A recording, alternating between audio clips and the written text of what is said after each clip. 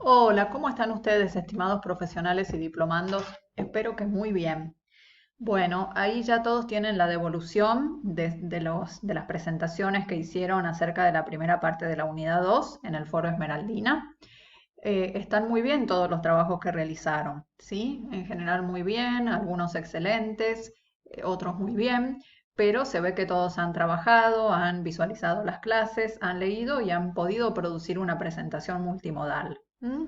En general muy bien, el aprovechamiento del formato del recurso, es decir, las presentaciones multimodales nos proponen trabajar con poco texto, ¿no? Con imagen, con palabras clave, de repente con diagramas, con elementos significativos, ¿sí?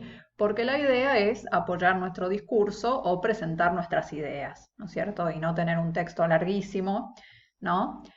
Eso justamente es aprovechar las ventajas del formato del recurso, ¿sí? Lo que es propio de su lenguaje.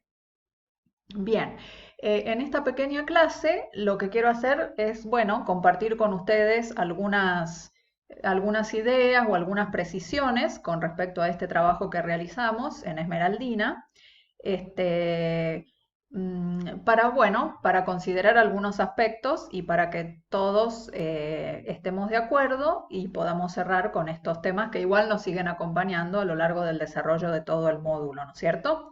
Bueno, nosotros veníamos después de la unidad 1, es decir, de visitar la ciudad de Octavia, en donde nosotros consideramos algunas características de la sociedad de la información, las luces, las sombras de las TIC, hablamos mucho acerca de la brecha digital, por ejemplo, ¿no es cierto?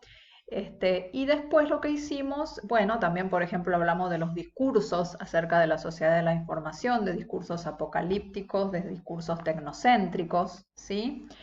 Este, y, em, y de cómo nos sentimos como ciudadanos de este siglo XXI también, ¿no es cierto? De cómo las tecnologías nos facilitan un montón de cosas en estos tiempos de pandemia. Y, por supuesto, después analizamos los desafíos que tiene la educación en esta sociedad de la información. ¿Sí? Por ejemplo, la alfabetización digital, el formar para comprender y para poder expresarse en el lenguaje multimodal, eh, y sobre todo esa necesidad de que las instituciones educativas cambien, integren las TIC, pero entiendan que tienen que formar para vivir en una sociedad de la información y no en sociedades anteriores, ¿sí? Y esto también es un requisito fundamental por el cual es necesario integrar las TIC, como una cuestión más epistemológica, es decir, todas las profesiones hoy en día necesitan de las TIC. Ejercer una profesión en esta sociedad de la información no es lo mismo que ejercer una profesión en los tiempos de sus abuelos o de sus bisabuelos, porque ustedes son muy jóvenes, ¿no? Las cosas han cambiado, tenemos que manejar ciertos recursos para poder ejercer nuestras profesiones. Y a eso también lo tiene que enseñar la universidad, ¿sí? Entonces las TIC no pueden quedar afuera. Sí, como recursos didácticos, pero por supuesto, ¿no es cierto? Pero también porque las necesitamos para ejercer nuestra profesión, cualquier profesión que llevemos adelante. Bueno, después de ese marco general introductorio que es nuestra unidad 1 y que nos va a acompañar a lo largo de todo el cursado, pasamos a nuestra segunda unidad. Y en la segunda unidad lo que consideramos son las TIC como recursos didácticos. Y entonces en esta primera presentación que ustedes hicieron en Esmeraldina, hicimos como una introducción a lo que es el campo de la tecnología educativa, consideramos los recursos didácticos en general, porque las TIC se incluyen dentro de estos recursos, y entonces hicimos referencia a algunos aspectos que tenemos que tener en cuenta al integrar recursos didácticos en nuestras clases e hicimos referencia a los principios psicoeducativos que sustentan la incorporación de los recursos didácticos en general dentro del marco del constructivismo, del aprendizaje significativo, del aprendizaje por resolución de problemas, del aprendizaje centrado en el alumno, que son teorías que comparten los mismos principios, ¿sí? Esto es el marco del trabajo que ustedes desarrollaron. Vamos a tomar, para ir repasando lo que ustedes hicieron, el trabajo de Silvana Villarrubia, que la verdad que está excelente, y en su trabajo está presente todo lo que ustedes tenían que desarrollar y que responder. Hay otros que también están excelentes, pero bueno, tomamos el de Silvana para ir siguiendo el hilo de lo que ustedes tenían que hacer. Entonces, en primer lugar, tenían que explicar qué es la tecnología educativa y por qué es importante conocer el concepto de tecnología educativa en este módulo. Bueno, en este punto hay muchos que investigaron a otros autores, que citaron definiciones de otros autores. Claro, hay muchas formas de definir lo que es la tecnología educativa, pero en este caso y en este módulo nosotros la vamos a tomar como una disciplina pedagógica. ¿Eh? Porque hay autores que dicen o que hablan de las tecnologías educativas como los recursos. Sí, son tecnologías que usamos para la educación, los recursos didácticos TIC. O otros autores hablan de que la tecnología educativa es en realidad todo el proceso de enseñanza-aprendizaje en el que diseñamos, en el que incluimos recursos, en el que después evaluamos. Sí, son distintos modos de pensar la tecnología educativa, pero en este caso y en este módulo, nosotros vamos a tomar a la tecnología educativa como una disciplina pedagógica. Es decir, una disciplina que está muy relacionada con la didáctica, porque tiene que ver con el enseñar, pero vamos a considerar que la tecnología educativa es este campo, esta disciplina pedagógica que estudia las prácticas educativas siempre que se incorporen recursos didácticos de cualquier tipo, ¿no? Desde libros de texto, afiches, cualquier tipo de recursos didácticos, porque todos los recursos didácticos son tecnologías, ¿de acuerdo? Es una disciplina que fue evolucionando a lo largo del tiempo, que tuvo un nacimiento relacionado con la Segunda Guerra Mundial y que hoy en día Manuel Area desarrolla los grandes campos de estudio que tiene, como la integración de las TIC en las prácticas, como la capacitación docente para poder utilizar estos nuevos recursos, etc. Que de este modo la definen Manuel Area y Edith Litwin, por ejemplo, como bien cita Silvana, ¿sí? ¿Por qué es importante conocer este concepto? Porque nuestra materia se llama TIC y plataformas virtuales en el aula. Entonces, ¿dentro de qué campo de estudio se estudia el objeto de nuestra asignatura dentro del campo de la tecnología educativa? ¿De acuerdo? Por eso consideramos esta definición. Bien, en segundo lugar, ustedes tenían que realizar una clasificación de los recursos didácticos y mencionar ventajas y desventajas, ¿sí? Bueno, es cierto que Manuel Area tiene como diferentes criterios para clasificar los recursos, ¿no? El que vamos a tomar nosotros, si bien varios presentaron todos los criterios, es la clasificación según el soporte o el sistema de símbolos, ¿no es cierto? Es decir, la clasificación según los lenguajes que maneja cada recurso, ¿sí? Y entonces aquí tenemos los recursos manipulativos, los recursos o materiales impresos, los icónicos, que son visuales también, los auditivos. A estos dos podríamos englobarlos dentro de una categoría que se llamara recursos audiovisuales. Y por último, los recursos digitales, que son los recursos TIC. ¿De acuerdo? Entonces, por supuesto, acá tenemos ejemplos de manipulativos, que son esos que manejamos con las manos, y ustedes fueron reconociendo ventajas, desventajas. En general, a esto lo hicieron muy bien. ¿De acuerdo? Pusieron ejemplos, etcétera. Bueno, los impresos, que son de repente los que están más ligados con la historia de la educación, ¿no es cierto? Entonces, bien, necesitan alfabetización previa, tienen la ventaja los impresos de que los podemos llevar a cualquier lado, de que los podemos subrayar también, ¿no es cierto?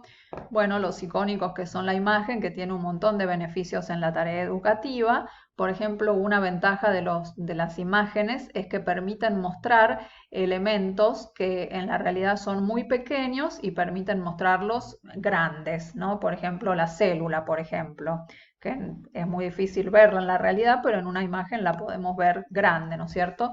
Los auditivos, que tienen muchas ventajas también. Y aquí me llamó la atención, por ejemplo, esto, ¿no? Este tocadisco que ya casi no lo vemos, o por ejemplo otros pusieron las cintas de cassette. Vieron los cassettes de cinta que casi no los vemos ya en realidad, ¿no es cierto? Vemos más bien CD o directamente la música en internet, ¿no? La radio es como un elemento que está también como en un poco de desaparición porque escuchamos la radio a través del celular en general, ¿no es cierto? Y por ejemplo, y por supuesto los digitales, que son los recursos TIC, ¿no? En esto nos vamos a centrar y en estos recursos es que nosotros nos centramos para hacer la WebQuest. Después avanzamos en la próxima actividad, que ya es tomar las TIC como recursos didácticos, solamente estas, ¿no es cierto? Bueno, también tenemos la clasificación según el destinatario y la clasificación según la materia y el nivel educativo, pero como les digo, de repente la forma más sencilla y más clara de clasificarlos es según el sistema de símbolos, es decir, según los lenguajes que manejan. Bien, entonces, ¿qué quiere decir esta afirmación? Yo siempre voy a usar los recursos dependiendo de lo que yo considero que es enseñar y aprender. Por ejemplo, en esta imagen que la hizo McCott, antes del fin de siglo, una fábrica de cigarrillos le encargó que hiciera los paquetes o ilustraciones para los paquetes de cómo él se imaginaba el año 2000. Él se imaginó la educación con tecnologías, ¿no? Porque acá hay una máquina bastante sofisticada, pero esta máquina es totalmente conductista, ¿no? Es decir, lo único que busca es que este contenido de los libros se pase a la cabeza de los alumnos.